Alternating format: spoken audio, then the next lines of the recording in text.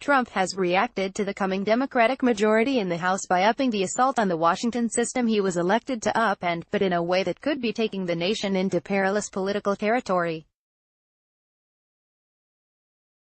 In the days since the fracturing of the Republican majority on power in Washington, Trump has challenged political order across a broad front. The president has installed Matthew Whitaker, an acolyte who shares his skepticism of the Mueller probe, as acting attorney general. In addition, he has stoked conspiracy theories about stolen elections in the wake of Florida's latest vote-counting controversy and has threatened to use the mechanisms of government to investigate Democrats if they investigate him. And he has stepped up his assault on the press, including by confiscating the White House pass of CNN chief White House correspondent Jim Acosta, who asked multiple, challenging questions of Trump during a White House news conference. All of this came days after Trump used his power as commander-in-chief to dispatch troops to the border to meet what he said was an imminent criminal invasion from a migrant caravan that is yet to materialize. The president's moves, with the prospect of more to come, have precipitated a surreal moment in politics, with Washington veterans debating whether a constitutional crisis is looming, or whether it is already here. The current epicenter of the debate concerns Whitaker, the former chief of staff to fired Attorney General Jeff Sessions, who took his boss' job he should never have been appointed in. It does violence to the Constitution and the vision of our founders to appoint such a person in such a manner to be the chief legal officer in our country, the likely next House Speaker, Nancy Pelosi, said on CBS's Face the Nation on Sunday. Growing questions over Whitaker's position will hike pressure on the president to swiftly nominate a permanent attorney general. But that nominee will face an inquisition from the Republican-led Senate over their positions on the Russia probe. Whitaker's critics fear he will refuse to sign off on subpoenas Mueller might request, narrow the mandate of his investigation, or suppress the special counsel's final report. His appointment has raised fears that the president intends to use him to derail the Russia investigation. That is a realistic possibility, since Trump already admitted in an NBC interview last year that he fired FBI Director James Comey because of the investigation, a move that critics say in itself amounts to an abuse of power and obstruction of justice. Whitaker appears unlikely to heed calls to recuse himself from the probe, given a decision by Sessions to do so sparked Trump's fury and poisoned his tenure. It may fall to the new Democratic House majority, therefore, who act as a check on any attempts by Trump to use Whitaker to interfere with Mueller, despite the president's challenge to legal norms represented by his appointment. The president has frequently made claims of massive voter fraud in the United States, despite the fact that all available evidence suggests that it is not a significant problem.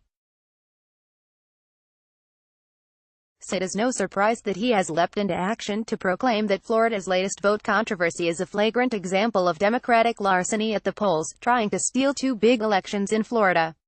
"We are watching closely," he tweeted on Saturday while on a trip to France. "No one is disputing the Sunshine State's unfortunate tendency to trigger election controversy. And answers are overdue about the stewardship of elections in Broward and Palm Beach counties, for instance." Lawyers for Democratic and Republican candidates are now launching dueling campaigns. Each side has every right to make their case after the state's Republican Secretary of State ordered recounts to begin. Given thin margins, every vote should be counted, but, by gosh, not let fraudulent or anti-constitutional behavior prevail, Colorado Sen.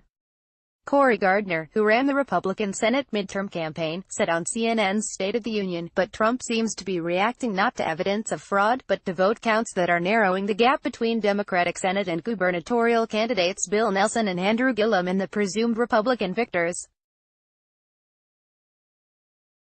Thus, the Florida controversy marks the latest occasion when he is prioritizing his personal interests over a president's duty to protect the nation's democracy. But by intervening personally in the race, the president is casting doubt on the integrity of the election and potentially risking long-term damage to America's political system itself, which relies on public consent. His furious intervention contrasts with the reaction of President Bill Clinton during an even higher-stakes confrontation in Florida. The bitterly contested recount in the 2000 presidential election, eventually handed to George W. Bush over Democrat Al Gore by the Supreme Court. Clinton took steps to avoid politicizing the process, reasoning that America's system depended on him staying out of it. "I don't think I should be involved in that," Clinton said soon after the disputed election. Trump's intervention 18 years later is one reason why his critics fear he is oblivious or disdainful of traditional norms governing presidential behavior. The Democratic capture of the House guarantees an uncomfortable period of investigation and oversight for the White House that the Republican majority deemed unnecessary during his first 2 years in office. "They can play that game, but we can play it better, because we have a thing called the United States Senate," Trump said during a Wednesday news conference. In the latest worrying sign for the president, top Democrat Rep. Gerald Nadler told Jake Tapper on State of the Union that Democrats would examine hush payments to women who allege past affairs with Trump that may infringe campaign finance laws. "That might very well be an impeachable offense," Nadler said. Trump has denied the alleged affairs.